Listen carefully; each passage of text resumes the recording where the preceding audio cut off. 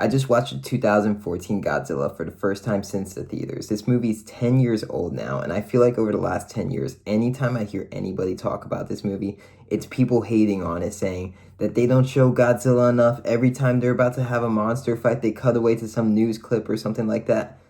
I love that. I think this movie is incredibly underrated, and I think it might be the greatest American-made Godzilla movie. Not greatest Godzilla movie of all time, but the greatest American-made, because America has not had good track record with Godzilla movies. The first 30 minutes, you have Bryan Cranston just absolutely crushing it. My one big gripe with the movie is he was the most interesting character in the film, and I would have loved to see him continue on, but I do get, like, they wanted to give you two big deaths to start out with his wife and then Bryan Cranston himself. Have these people never seen Jaws? Because Gareth Edwards, who directed this movie, has definitely seen Jaws.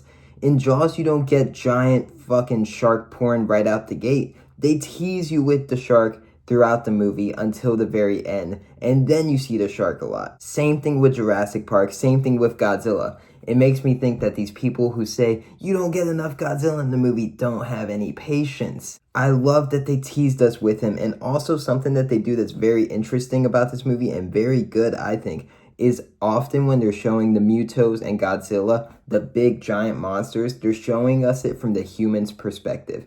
I just watched Godzilla vs. Kong and Godzilla X Kong from Adam Wingard. They show you too much monster shit. It's terrible CGI, and you're constantly seeing it. The first 30 seconds of Godzilla X Kong is just crazy monster action. Tease me with it. Build up to it.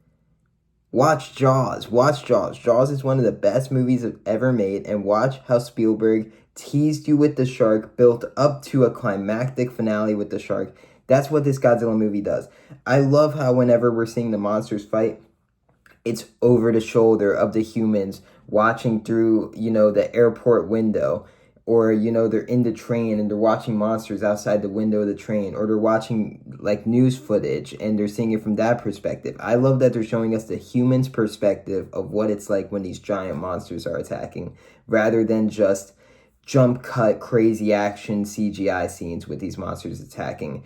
Another thing, the CGI in this movie might have been as bad as the CGI in Adam Wingard's Godzilla films, but I didn't know this because the director Gareth Edwards hid the CGI well by making it dark at night, not constantly golden hour sunset, by making it through news clips, or through, you're seeing the attack through a window, or you're seeing the attack through this dude's goggles as he's doing a halo jump from a plane. These creative ways to look at the monsters made it such a better viewing experience than just a standard high camera making all the monsters look small. Show me the humans 5 foot tall perspective and just have this giant monster foot step through at the airport. This movie teases you with the monsters and actually builds up to a climactic finale where Godzilla takes on the Mutos. I really like the cinematography of this movie. I really like the dark, grays and blues, and then glimpses of red in the film. This movie's really beautiful to look at a lot of times. The Mutos are really cool designs. They look like a mixture of a Gundam robot and the Cloverfield monster.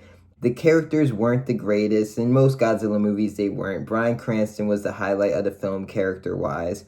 And Aaron Taylor Johnson was kind of just fine. He wasn't awful. He just wasn't very memorable. Gareth Edwards went on to direct Rogue One 2 years later. And then 7 years later went on to direct The Creator. 2 pretty good, solid movies. And I think every movie Gareth Edwards, of those 3 he's made, none of them I would say are great films, but they're all really good films, and they're not super CGI heavy. And when he does have visual effects, they look really good in his movies. He finds a way to hide them and mask them and blend them with the environment. I think 2014's Godzilla is very, very underrated. I feel like people just hate on it because there's not enough Godzilla in it.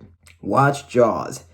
They're like, the movie's named Godzilla and you barely see Godzilla. Have you seen Jaws? Not as good as Jaws, but it follows the same concept and the same path, which I think led for success rather than failure. Godzilla 2014, I think, is the best American-made Godzilla movie, and if I were to give it a grade, I'd give it a solid 7.